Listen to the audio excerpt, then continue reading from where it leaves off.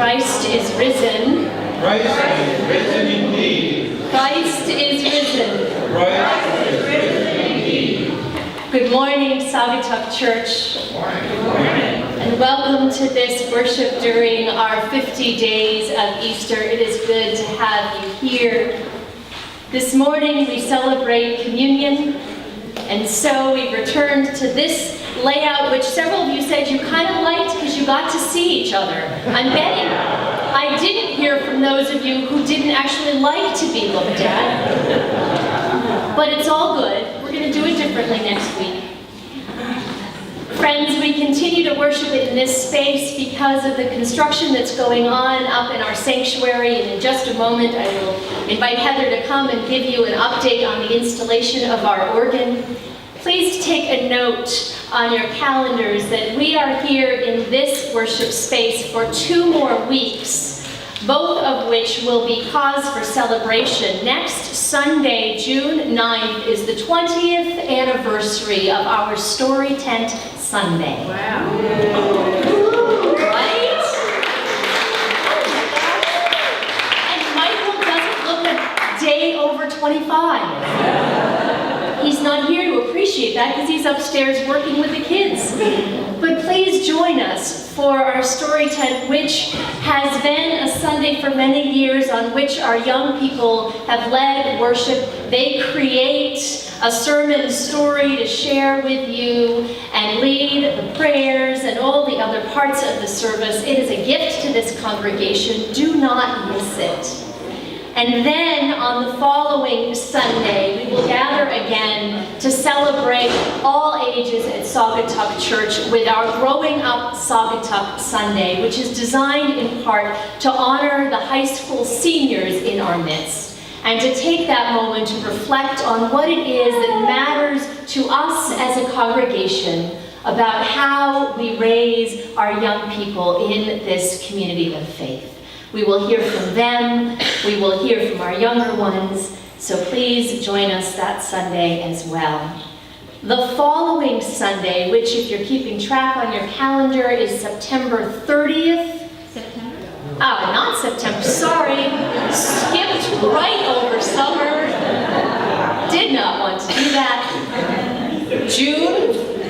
June 30th is the beginning of our beach worship. Boston is 23rd. 23rd, thank you. I'm glad you're all keeping me honest.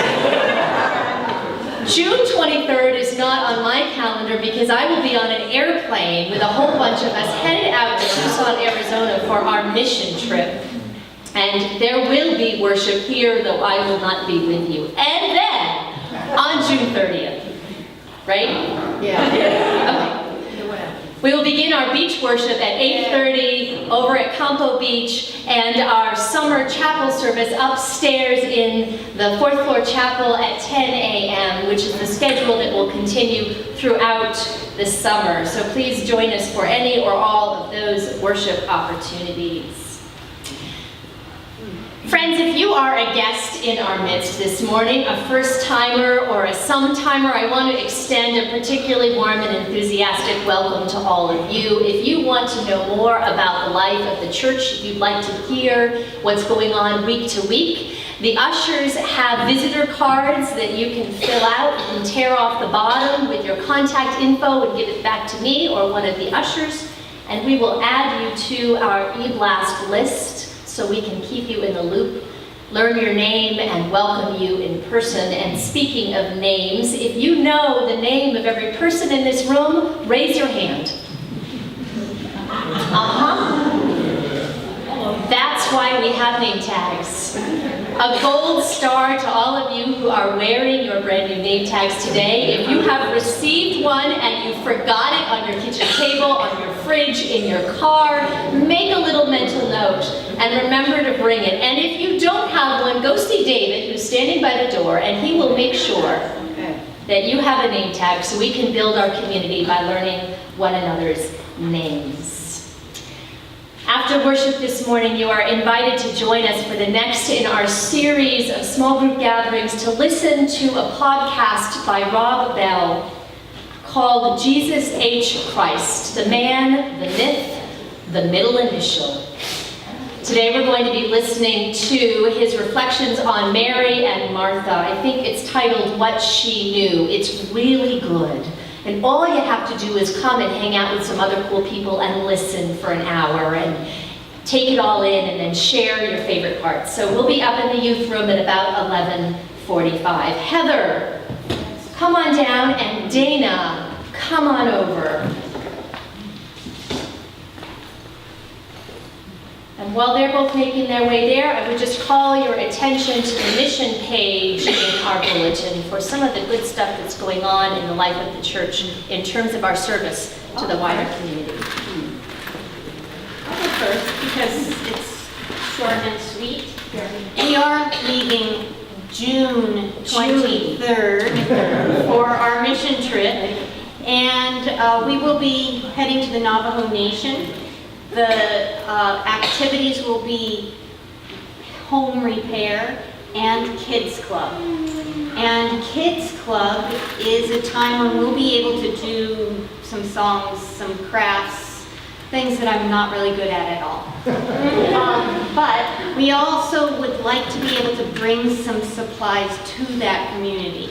So we're having a change where we would like you to clean out your couch cushions, to look underneath the seat in your car, find your pennies, nickels, dimes, and of course we'll take dollar bills too, and vote. Sporting equipment or art supplies. If we get enough change, maybe we'll be able to bring both, but whichever container has the most money in it, that's what we'll take with us to the Navajo Nation from Saginaw Congregational Church. Oops, thank you. And I would have had kids do this, but Michael is a taskmaster boy. They are upstairs practicing their hearts out. Good morning, everyone. All right. Sprechen Sie Deutsch? Ja, sehr gut. So anybody who speaks German, wonderful, I might need you. I speak a little German too. So our team arrived from Bonn last night. We greeted them at the beautiful house that we have rented for them.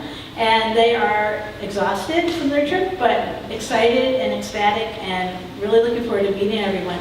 They'll be around the building today around probably a little afternoon. They have to get their rental car and things. So they'll be here today. They're not working today, but they wanted to see the building and everything. Tomorrow morning, the 40-foot container truck, something like that, arrives from New York City here at the church, where we will be unloading for probably 6 to 8 hours. So we're not asking for your help, but we're asking for your prayers so nobody gets hurt and everything gets unloaded nicely. And we have a team of movers that are going to help the crew and myself. Nicely, there's a group from First Church Fairfield, where they also have a Kleist organ, where I was director there, are going to be coming over with coffee and treats for the team, the whole crew, everybody, which is really sweet of them.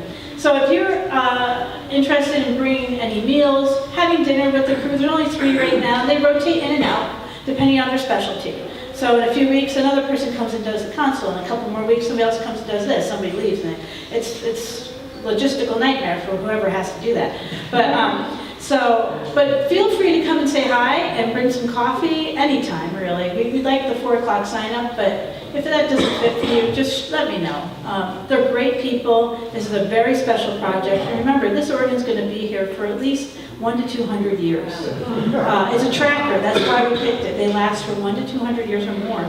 So come and say hello, and if you have any questions, ask me or email or anything, okay? So thanks for all your support. We still need more, of course. We don't need change, we need checks. And,